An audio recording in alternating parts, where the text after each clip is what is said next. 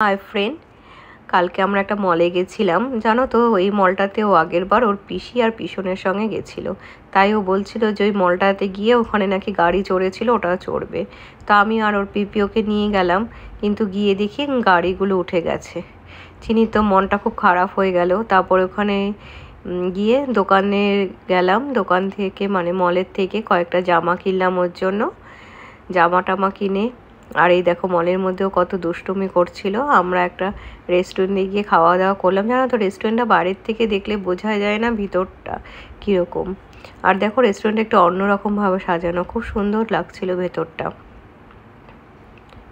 কিন্তু বাইরেটা একদমই আলাদা ছিল। ভালোই লেগেছিল আমার রেস্টুরেন্টটা। এখানে আমরা একটু খাওয়া দাওয়া করলাম, খাওয়া দাওয়া করে তারপরে একটু পরে বাড়ি চলে এসেছি। আজকের ব্লগটা এখানেই শেষ করছি। বাই।